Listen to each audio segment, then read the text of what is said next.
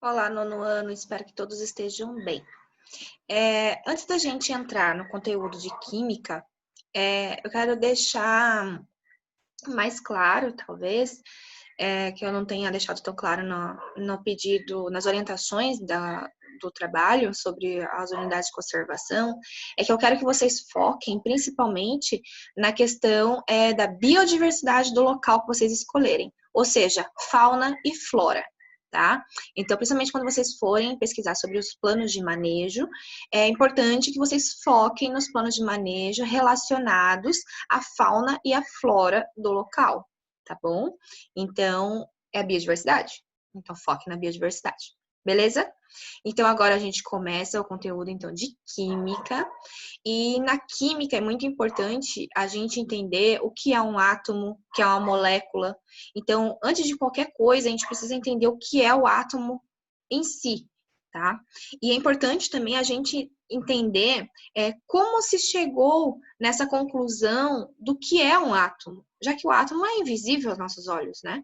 Então, é importante a gente entender como se chegou nessa conclusão de que o átomo é dessa forma, que a molécula é composta de átomos e toda substância é composta de moléculas e que os organismos são compostos de moléculas e todas as coisas que existem são compostas de moléculas. Então, a gente vai falar bastante sobre átomo e molécula. Então, é importante a gente entender as teorias atômicas, ou seja, os modelos atômicos, certo?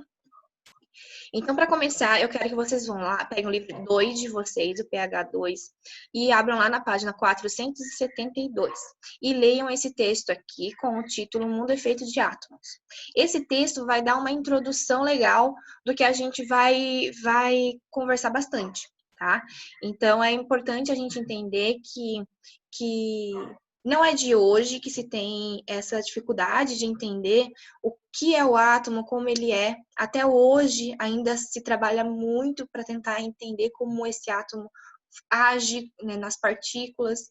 E desde antes de Cristo já existiam essas perguntas. Imagina nessa época que não se existia microscópio, não se sabia muita coisa da ciência, as perguntas que tinham. Então, esse texto ele vai dar uma ideia, mais ou menos, de que não é de hoje que se tem dúvidas sobre como o átomo é, do que é o átomo. Tá? Então, vão lá ler e depois vocês voltam para a aula. Então, depois de ler o texto, a gente vai estudar os modelos atômicos. O que seria um modelo atômico? Tá? O modelo é uma representação que auxilia para a compreensão de alguma coisa. Né? Então, modelos atômicos são modelos de átomos para a gente tentar, é uma forma de representar o átomo para que a gente consiga entender como ele é. Tá? Então, a cada novo experimento também, descoberta, um modelo atômico foi aperfeiçoado ou substituído por outro.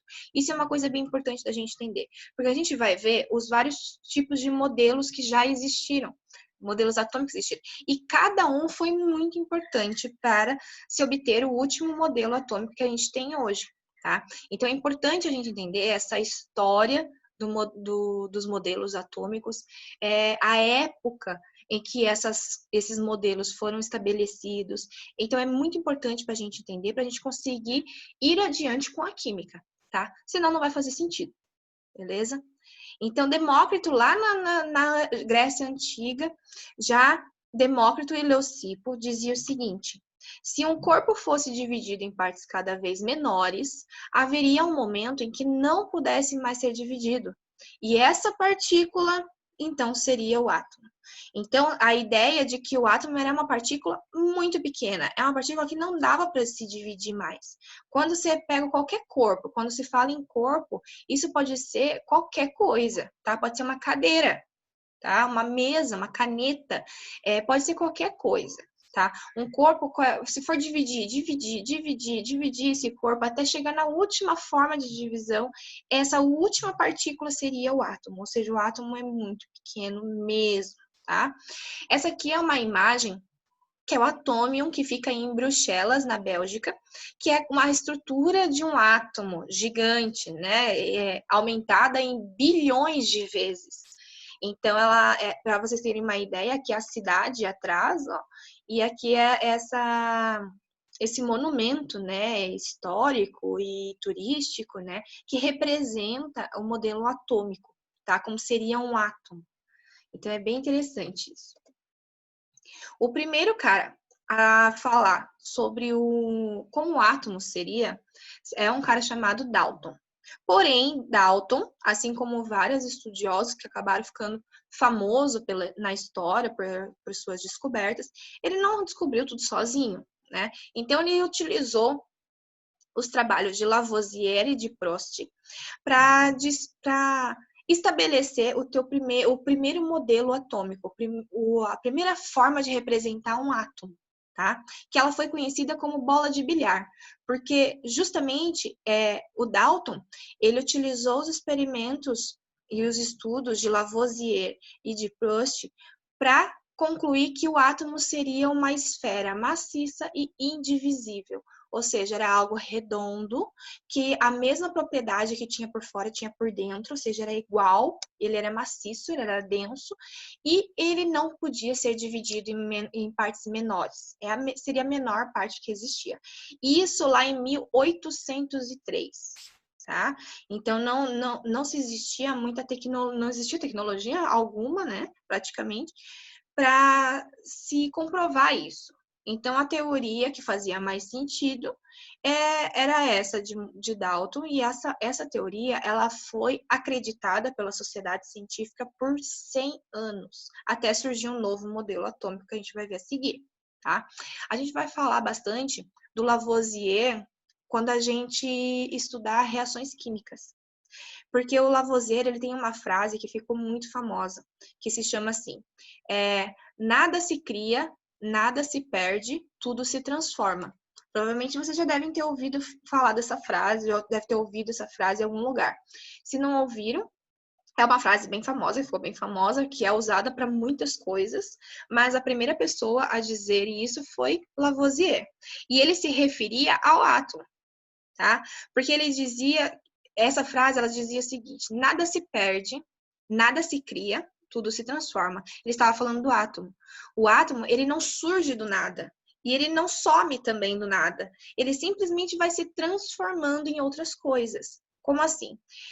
O Dalton, esses três caras, na verdade, eles concluíram o seguinte, que se um átomo tem o mesmo tamanho e uma mesma massa, ou seja, ele é composto da mesma matéria, tipo de matéria, eles têm as mesmas propriedades. Propriedade de elasticidade, compressibilidade, de pressão e várias outras características, propriedades que um elemento tem.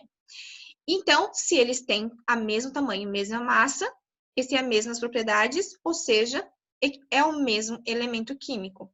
Então, todo átomo que tiver a mesma massa, o mesmo tamanho, as mesmas propriedades físicas e químicas, ela será o mesmo elemento químico. Tá? A combinação de átomos diferentes produz substâncias diferentes. Percebam que substâncias diferentes, em 1803 ainda não se existia, não se sabia da existência de moléculas, não existia nem essa palavra. Então, falavam substâncias. Então, muitas vezes, nos livros de química, principalmente, tem substâncias, porque ainda não se existia a palavra moléculas, tá? Mas hoje a gente já sabe que são moléculas diferentes. Então, há vários átomos diferentes, quando eles se combinam, eles formam uma molécula diferente. Se for um outro tipo de átomo, será uma outra molécula, e assim por diante, tá? Então, eles concluíram isso nessa época. E os átomos, então, não podem ser criados, eles são rearranjados, ou seja, são recombinados, rearranjados. Eles se combinam, eles não aparece um átomo do nada e nem some um átomo do nada. Eles vão se recombinando, tá? E isso essa ideia vai ser bem importante a gente relembrar quando a gente estudar reação química, beleza? Para quem não sabe, bola de bilhar são essas bolas aqui desse jogo de mesa, que tem essa mesa verde, tem que acertar as bolas. O Dalton comparava essa forma do átomo com uma bola de bilhar. Aí, então, 100 anos depois, lá por média de 1903, 1905, 1908, por ali, 100 anos depois de todo mundo acreditar fielmente no modelo de Dalton, surgiu então um cara chamado Thomson. O Thomson, então, ele fez vários experimentos com base nos estudos do Dalton, do Lavoisier, do Prost, de vários outros químicos, cientistas da época. E ele fez um experimento que ele utilizava um campo elétrico e raios catódicos. Tá? Esses raios catódicos, eles atravessavam uma placa e ele percebeu que esses raios, eles desviavam, eles não iam em linha reta do outro lado, eles acabavam desviando, tá? E eles desviavam em direção a uma placa positiva, com uma carga positiva de eletricidade. E então ele percebeu que os átomos, eles têm negatividade, polos, né? Eles podem ter algo positivo e algo negativo nos átomos. E esse foi experimento foi a primeira vez que comprovou que o átomo ele não é totalmente composto de uma única coisa. Até então, você sabia o que eram essas coisas, né? O Dalton acreditava que só tinha um único tipo de coisa nesse átomo. E o Thomson, então, veio e viu, não, tem cargas elétricas positivas e cargas elétricas negativas no átomo, né? Então, tem coisas diferentes ali no átomo. Essas coisas, a gente vai ver adiante, que são os prótons, os elétrons e os nêutrons. Mas ainda aqui não se tinha nem ideia ainda do que era tudo isso. Só sabia que tinha uma carga positiva e uma carga negativa no átomo, tá? Então, o Thomson nomeou essas partículas negativas, que é o que desviavam da placa positiva, de elétrons. Então, a carga negativa que existe no átomo são os elétrons. Com isso, então, ele derrubou aquela ideia que o Dalton tinha de que o átomo era indivisível. Ou seja, se ele tem duas partículas diferentes, é porque ele dá para dividir em mais coisas, né? Em duas partes. Então, o átomo é divisível, sim. Ou seja, o átomo tem mais partes, ao contrário do que Dalton tinha descoberto até então. E ele, então, fez um modelo representativo do átomo, e ele fez como se fosse aquela bola de bilhar de Dalton, ele usou aquele modelo ainda, só que ao redor da bola de bilhar, ele colocou pontinhos que representavam os elétrons. Então, é como se os elétrons estivessem mergulhados nessa bola de bilhar. Tá? Então, ele sabia que tinha uma massa positiva, uma massa de carga positiva, que seria, por exemplo, a bola de bilhar, e os pontinhos amarelos aqui seriam a carga negativa, que seriam os elétrons. Tá? E esse modelo dele foi conhecido como um pudim de passas, porque o pudim de passas é uma massa assim, meio arredondada, com um monte de pontinhos pretos, que são as uvas passas no meio, que é o que chegava perto dessa representação do modelo atômico de Thomson. Tá? Então, esse modelo atômico dele foi conhecido como pudim de passas. Aí, então, pouco tempo depois, em 1911, o do modelo de Thomson foi em 1903, por ali. Em 1911, com essa grande descoberta de que, meu Deus, o átomo é divisível, tem mais coisa no átomo do que a gente achou que tinha. Então, vários estudiosos começaram a estudar muito mais o modelo atômico, né, para tentar descobrir como realmente é o átomo. Ou seja, a gente não sabe nada ainda do átomo, a gente já sabia que a gente achava que já sabia tudo, e na verdade a gente tem muita coisa para descobrir ainda. Então, vários estudiosos começaram a fazer vários experimentos ao passar do tempo. Pouquinho tempo depois, em 1911, então, chegou o Rutherford, que comandou uma pesquisa e 2 alunos dele fizeram um experimento, na verdade, com uma lâmina de ouro. E ouro é um elemento químico, certo? Que era bem conhecido na época, há muito tempo se conhece o ouro. Então, o ouro era utilizado muito na química, porque como era uma substância muito conhecida, muito valorizada, era muito estudada pelos cientistas, né? Então, eles pegaram uma lâmina de ouro e bombardearam raios catódicos ali também e descobriram que as partículas atravessavam a lâmina, a maioria atravessavam a lâmina e algumas outras ricocheteavam, ou seja, elas passavam pela lâmina e voltavam de novo. né? Então, isso indicou que tinha alguma coisa ali a mais que eles acabaram de descobrir. E então, eles descobriram que o átomo, ele, além dessa... ele tem muito mais carga negativa do que carga positiva. E essa carga positiva, ela está concentrada no meio, no centro do átomo, tá? E esse centro do átomo é tão pequeno, e que ele acaba sendo muito denso. Tá? E o átomo, então, eles postularam o seguinte, que o átomo tem uma região pequena e densa e positiva. E eles chamaram essa região do átomo, então, de núcleo, aqui representado pela bolinha vermelha. Olha só, que ficava bem no centro do átomo, tá? Então, aqui ficava essa carga positiva do átomo, certo? Eles perceberam graças a esse experimento da lâmina de ouro. O átomo ele tem um grande espaço vazio ao redor do núcleo, com uma carga negativa. Só que essa carga negativa ela não é totalmente vazio. Essa carga negativa ela fica se movimentando ao redor do núcleo. Tá? Então, que seria então os elétrons. E essa camada ao redor do núcleo foi chamada então de eletrosfera. Tá? Foi nomeada de eletrosfera. É onde estão os elétrons. Tá? Aqui, por exemplo, na representação, em azul seriam os elétrons, tá? Essas bolinhas azuis são os elétrons. E o vermelho aqui no meio seria o núcleo com a carga positiva. Como ele fica em movimento, esses traçados aqui, essas linhas pontilhadas, representam o movimento que esse elétron faz. Então, o elétron ele não fica parado e não cobre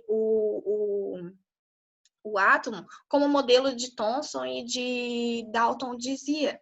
Então, o elétron ele fica em movimento, ele fica circulando o núcleo, esse núcleo positivo. Então, esse modelo atômico aqui é o modelo que chegou mais próximo do que realmente o átomo é. Né? Então, percebam que, ao passar do tempo, graças a um estudo, outro conseguiu concluir outras descobertas. Então, isso é muito importante na ciência. Tá? Então, eles compararam, então, esse modelo de Rutherford ao modelo do sistema solar, onde tem o Sol fica no centro e os planetas ficam orbitando esse Sol. O átomo seria algo equivalente, com uma massa no centro, que no caso seria o núcleo, e com os planetas que seriam orbitando o Sol, seriam os elétrons orbitando, então, essa massa central, esse núcleo. Beleza? Logo depois, em 1919, Rutherford, consagrado, né, que fez uma descoberta muito importante na química e tal, continuou trabalhando até o resto da sua vida no modelo atômico que melhor representasse o átomo. E em 1919, o Rutherford descobriu que aquela carga positiva que existia no núcleo do átomo, na verdade, seriam os prótons. E então nomeou os prótons. Por que ele nomeou? Porque ele sabia que não era só próton que tinha ali no núcleo, senão ele só chamaria de núcleo ponto final, né? Então ele sabia que tinha algo a mais ali no núcleo, mas ele ainda não sabia o que. Então ele nomeou, pelo menos uma coisa eu sei, que tem uma carga positiva ali, que se eu vou colocar nome de próton. Essa outra coisa que tem ali no núcleo, daí eu ainda não descobri. Então, 1932, Chadwick descobriu, então, essa outra coisa que teria ali no núcleo, que, na verdade, são os nêutrons, que são aquelas partículas que não são positivas e nem negativas, tá? São apenas partículas. Não são apenas, elas têm função, obviamente, né? Senão não existiriam. Mas elas não têm função na carga do átomo, tá? Na carga do átomo. Então, ela não é nem positiva e nem negativa. Ela é uma carga neutra. Por isso, o nome nêutron, certo? Então, essas descobertas, elas foram realizadas em pouco tempo, né? Então, em 1900 foi um ano de grandes descobertas para a química, descobertas importantes que ajudaram a entender muitos outros processos químicos, certo? Então, esse é o modelo atômico, foi o modelo atômico mais recente até 1932. Aí, com esse modelo de Rutherford, e que Chadwick ajudou a consolidar esse modelo, um cara chamado Bohr estudando muito esses modelos, né, passados, ele concluiu uma outra coisa, ele começou a descobrir muitas outras coisas importantes, como, por exemplo, as camadas eletrônicas, tá? As camadas eletrônicas, por ter uma partícula que é positiva, uma partícula que é negativa, essas partículas, então, elas se movem, elas se movimentam, elas podem pular de um lado para outro, elas estão em constante movimento. E isso tem muita importância numa reação química. A gente vai ver adiante como isso é importante, tá? Então, o Bohr, ele definiu que esse modelo que o Rutherford desenhou, esse aqui, que é bem famoso, inclusive essa imagem, os elétrons, eles não se movem aleatoriamente, de qualquer jeito, né? Então, por isso, ele definiu o modelo atômico dessa forma, o núcleo no centro e várias camadas por onde os elétrons vão se dispor. Tá? Então, eles não vão se movendo aleatoriamente de um lado para o outro. E sim, eles têm camadas. E eles ficam nessa camada sempre, a não ser que eles recebam algum tipo de energia. Tá? Então, o Bohr, ele observou isso através de vários experimentos e ele fez alguns postulados. Postulados é como se fosse explicações para um determinado fenômeno, sem que você consiga comprovar visualmente. Isso são postulados, tá? Então, o Bohr, ele fez alguns postulados. Primeiro que os elétrons se movimentam ao redor do núcleo em camadas eletrônicas, e não aleatoriamente, como Rutherford achava. Quando um elétron absorve algum tipo de energia, ele muda de camada. Ou seja, se um elétron que está nessa primeira camada que recebe algum tipo de energia, por exemplo, calor, aumento de temperatura, por exemplo, ele vai pular a camada. Ele vai para outra camada. E quando ele perde calor, ele volta para a camada que ele estava. Tá? Então, os elétrons, eles têm essas subpartículas, elas têm... não é aleatório o seu movimento. Elas têm essas determinadas propriedades químicas. Tá? Ao retornar para a sua camada, ele libera o tanto de energia que recebeu quando mudou de camada. E essa energia, ela é emitida, ela é liberada em forma de luz ou uma radiação não visível. Tá? Então, claro que a gente não precisa, né, se aprofundar nessa questão, mas o importante é que os elétrons que são representados aqui, ó, com uma letrinha E com um tracinho em cima, tá? Os elétrons são representados dessa forma. Eles estão em uma determinada camada do átomo e quando eles recebem algum tipo de energia, aqui, ó, energia 1, representando a energia 1, ele absorve essa energia e se movimenta. E ele pula de camada e vai para a segunda camada, tá? E essa energia vai aumentando ao passar, quanto mais longe do núcleo, quanto mais camadas o átomo tiver, mais longe do núcleo ele tiver, mais energia ele vai ter, porque é o que impulsiona ele a saltar de uma camada para outra, certo? Mas quando ele vai perdendo essa energia, esse elétron volta para a camada que ele iniciou. Tá? Então, e ele vai liberar essa energia, emitir essa energia conforme a energia que ele recebeu para mudar. Então, essa energia, então, pode ser emitida em forma de luz ou de uma onda não visível, certo? Então, conforme ele vai... O que quer dizer isso daqui? Que conforme ele vai recebendo, absorvendo energia, ele vai mudando de camada eletrônica. E quando ele vai voltando na camada eletrônica, perdendo energia, essa energia então é liberada. Se ele perde a energia, porque ele libera essa energia. E essa energia então vai ser em forma de luz ou então uma energia não visível. Certinho?